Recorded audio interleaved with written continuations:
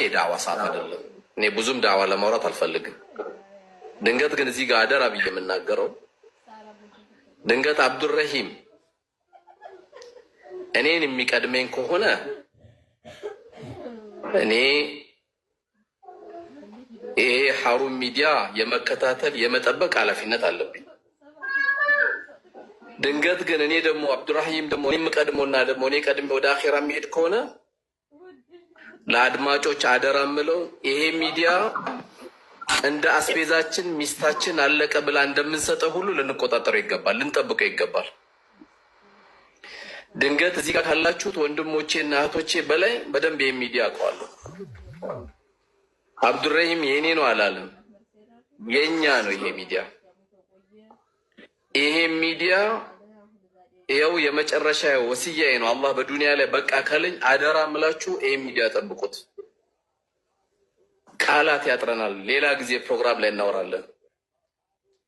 አብዱረሂም ይሄን የመሰለ ሚዲያ እናጠናክር ብለን ገንዘብ መሰብሰብ ራሱ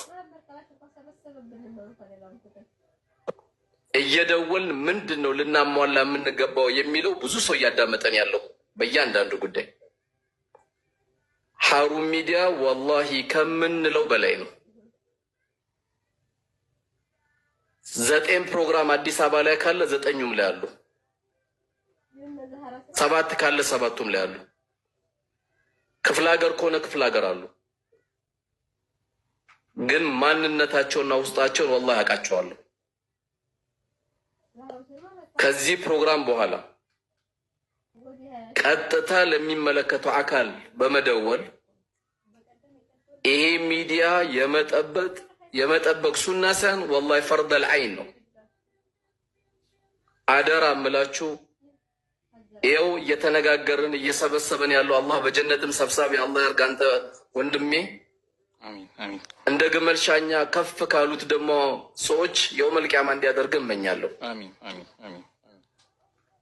ኩሩፕ አያቅ፣ ይሄ ማን ነው አያቅ። ስለ ኢስላም ጉዳይ የሚያንቀጠቅጠው፣ ስለ ሰው ማጣት የሚያንቀጠቅጠው፣ የመስጊድ ጉዳይ የኢትዮጵያ ሙስሊሞች ጉዳይ የሚያንቀጠቅጠው ትልቅ ሚዲያችን ይሄ ሚዲያ አደራ። ይሄ ወስያዬ ነው። እኔ ድርጅት አለኝ፣ ተቋም አለኝ። ወላሂ ከድርጅቴን ሳይሆን የማስቀድመው ሐሩም ሚዲያን ነው የማስቀድመው፣ አቅሜን ስለማቅ ነው።